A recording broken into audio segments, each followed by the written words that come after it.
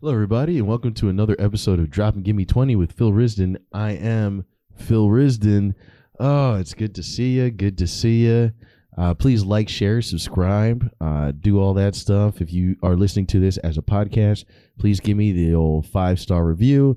Leave a little comment down there. You know what I mean? I'll reach out to you. I'll like it. I'll reply. You know, same thing for the YouTube too.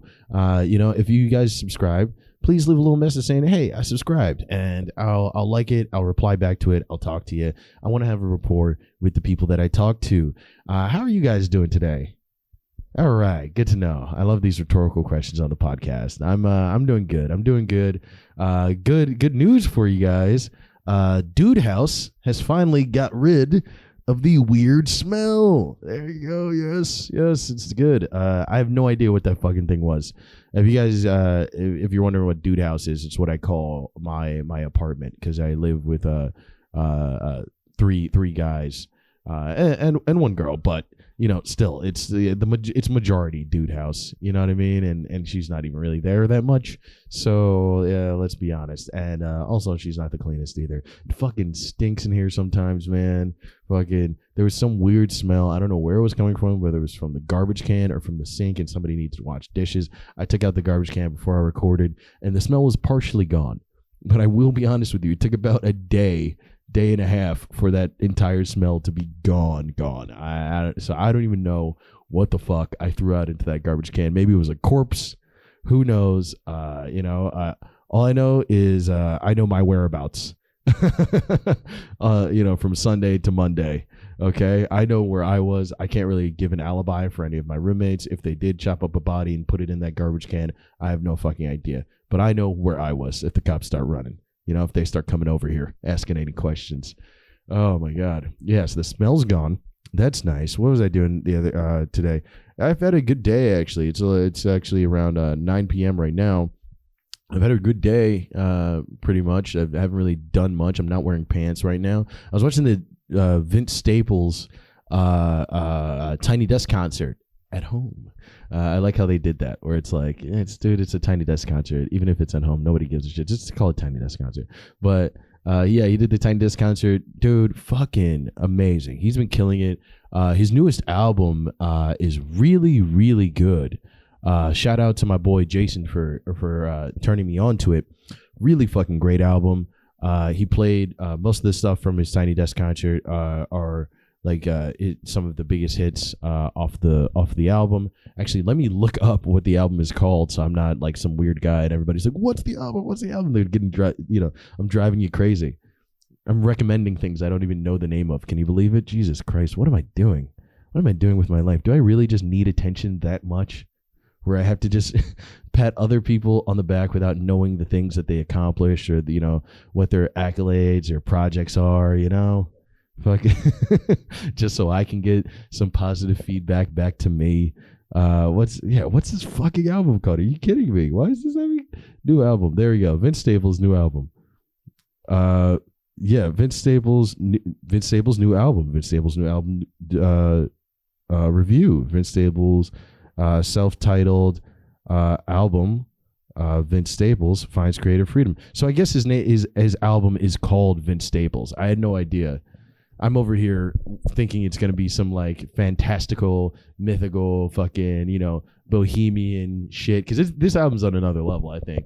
But it's just called Vince Staples, which I actually like the simplicity of that. I think it's actually really cool. You know what I mean? Because it is him. I feel like this album is, in a way, actually kind of more him than the other albums he's actually put out before.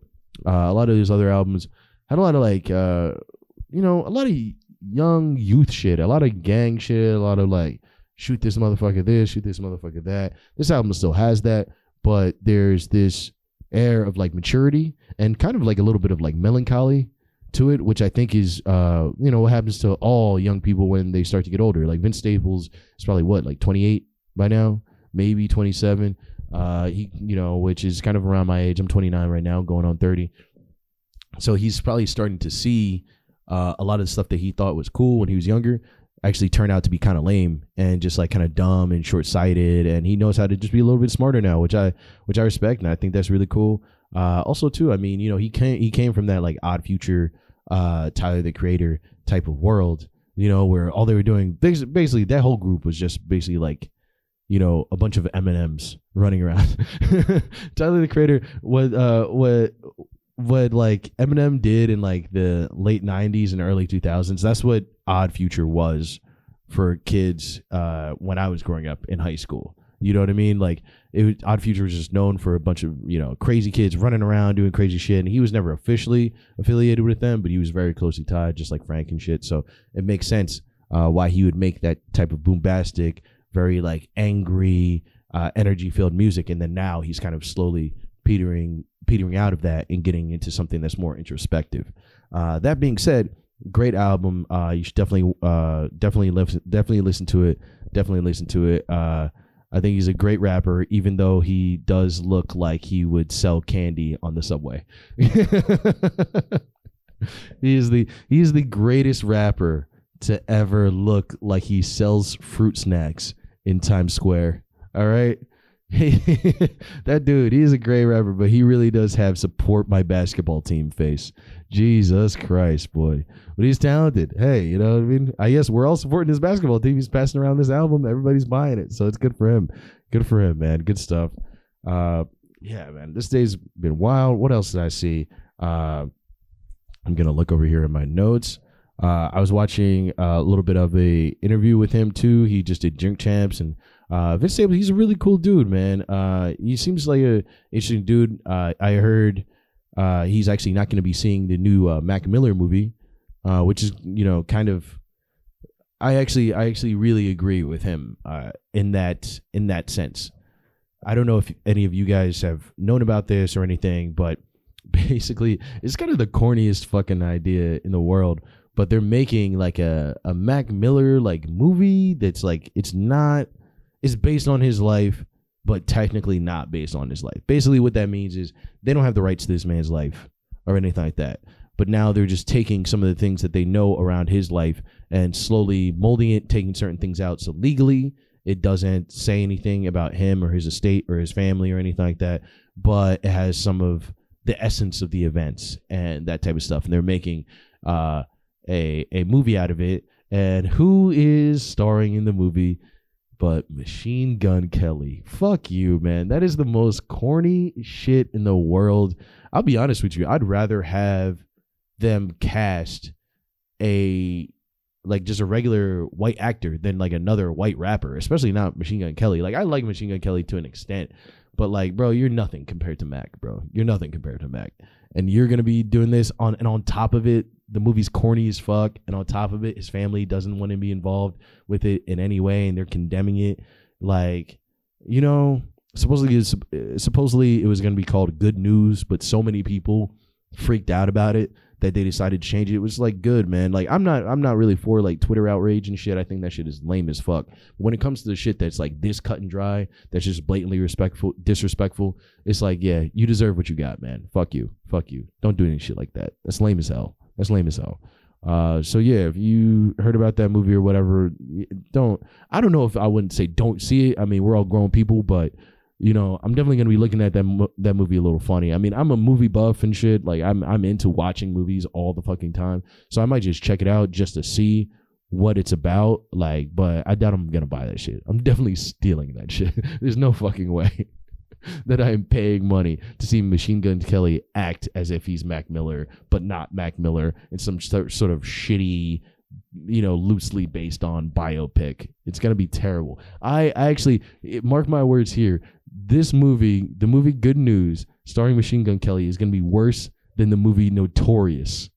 It's going to be worse than the Biggie Smalls biopic movie that we all wanted to love, but we all ended up hating. I mark my words, this movie is going to be way worse than that. All right? You heard it here first. Let's get off of rap. I know everybody who's like not a not a rap head was like, what the fuck is this guy talking about? I came here to hear about current events and news. I don't know. Everything's going crazy. Fucking Bezos, he left the planet for a quick second. Decided to get up there and touch rim for a second and just like hang up, see what is happening above everybody else. It's very nice. And they're talking about possibly, I was watching this on the news about how in the next few years, not too long from now, within the next like 20 years, possibly, or even 15 to 12 years, commercial space flight will definitely be a thing. And it'll be a very, very real thing. And I just find that to be so amazing in one sense. Like, the little boy in me finds that to be amazing. The grown, cynical adult in me is getting worried and collecting rations right now, because it's like, dude, the fact that they're saying this and people are trying to make commercial air, like, space travel and all that shit, just means that these billionaires and these movers and shakers are sick and tired of acting like this world is still tenable. Okay? And they're just trying to normalize the thought of people going on space shuttles and leaving the Earth. That's what they're just trying to normalize, that thought, while also making more money off of us. That's really that's all they're trying to do. They're trying to get everybody normal about it. The world's going to get worse and worse environmentally. And then you're going to hear about little colonies on the moon, or how there's going to be some sort of luxury, space station or something like that. And these people, these Jeff Bezoses, these, Mark Zuckerbergs, are going to go from spending, 5 minutes in orbit to spending 2 weeks, to spending a month, to spending half the year, to spending, you know what I mean? And next thing you know, they're just not going to be there. Earth is just going to be this giant gas-filled ball with poor people with fucking, gas masks or oxygen masks covering their faces, trying to survive so they can work for 25 cents an hour. And I, my friends, say that that is the best part about capitalism. Am I right? I can't wait till capitalism gets to the Elysium stage, when it gets to awful Orwellian sci-fi problems. I can't wait till capitalism finally reaches that. Also, too, I was also wondering, when it comes to sci-fi, like once we reach the times of sci-fi, like the decades of sci-fi, does sci-fi stop being sci-fi and just become fi? Am I crazy?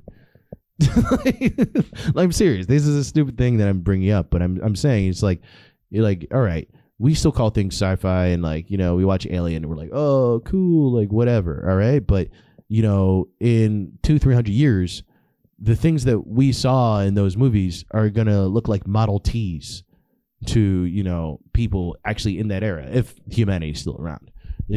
So it's just like, at that point, once we're in the year 23 blah blah blah, or 24 blah blah blah, it's like, are people, I guess they would be writing about people still on starships, but that would be their life. It'd almost be in the same way that people write about some like a family driving across country or something. I just think it's funny that like 500 years from now, there's going to be an author writing his version of Zen in the art of motorcycle maintenance, except it's going to be on like a starship that goes millions of light years fast. But that's going to be, but the starship is going to be a metaphor, and actually none of the space shit is going to have to be a through line or be even part of the genre. I just think that's funny. Eventually all things will be sci-fi because we're in the future. All right, I'm high. I shouldn't have smoked weed before I did this. Okay, god damn it. Message received. Little New York news. There's supposedly a shark sighting today, which is fucking crazy, man. Shark sighting today. That's why I don't go into the beach, man. I go to the beach, but I rarely go into the water. I'm not, and I know there's some racist fucking 12-year-old who says the N-word on, PlayStation Online, who's like, figures. No, I was actually a lifeguard for like 5 years. I like the water. I just don't like open water because it's dangerous for no reason. I will fucking swim in a pool all day. Oh my God. You want to bring me to a pool, man? Diving pool, wave pool, water park? I'm there. I'll even dabble in a lake or two. Okay. The ocean, I'll tiptoe myself in there, but I'm not going anything higher than like my waist max, and it's because of shit like this. It's because of finding sharks in the goddamn water, man. People don't realize, it's like, dude, the ocean, like the concept of swimming in the ocean is ludicrous. It's fucking crazy. Swimming in the ocean is like walking into the forest with your eyes closed. Like you can't see what's under you. You know, you can't see anything. Like maybe if we were in the Caribbean, I'd be totally fine with all that type of shit. But it's like you can't see shit out there. You can't see shit out there. And people are fucking into this shit. They love fucking swimming in the ocean. I feel like it's absurd. It's so dumb. You know? And then you lose a fucking leg. And instead of thinking to yourself, you know what? Maybe I brought this onto myself. What do? You become a one-armed surfer girl and an inspiration to a whole country of young surfers. You know, so they can get their arms bitten off too. You know, pardon me for taking a young amputee down a peg, but you know, maybe, just maybe, you should be like, hey, let's all take this to the lake. You know, let's all take this to a small body of water. Let's see how that goes. You know, call me crazy. Jesus Christ. Also, too, I heard there was a sidewalk explosion today, which is fucking insane. I watched the video, and I will say, now that I know for a fact that the man is both alive, healing extremely well, and for the most part has only gotten second-degree burns, I will say the video is fucking hysterical. It's fucking hysterical. Like from start to finish. From start to fucking finish. It is hysterical. It's just basically this guy, he's a simple man, just a simple man, simple black man, trying to go and pay his cell phone bill. And you see, and he's walking and he's going down the sidewalk, and it literally just explodes like a giant fireball thing, just fucking shoots through all these vents, and then you don't see the guy, and then all of a sudden you just see the guy fucking just fucking bang immediately on the ground. And the way he gets up and he just dude, it was like a cartoon. It was like a fucking cartoon. Like he gets up, all his clothes are all tattered. Dude, it was like a sitcom, like for real. Like all his clothes are all tattered and they're cut in like such like uniform like strips of being torn. You know what I mean? Almost like a set, like it looks fake. And he's just like trying to get his bearings, and he's like, oh shit, you know, I'll pay my, and like that's the whole thing. Like I just think it's so funny. It's like, fuck, I will pay my bill later then. Oh my god, it was I will say shout out to that guy for number one, being that strong of a dude to get up and fucking just walk it off, having the wherewithal to think, oh god, there's an explosion here, maybe the explosion will get worse, I should go, having that much of a mind and staying present even during all that shit. Amazing.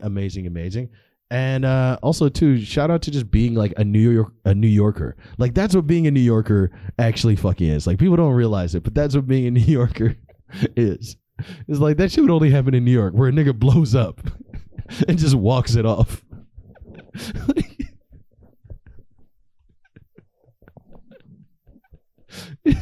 He treats an explosion like a panhandle. Like yeah, I don't have any money. I don't have any money. I don't have any money.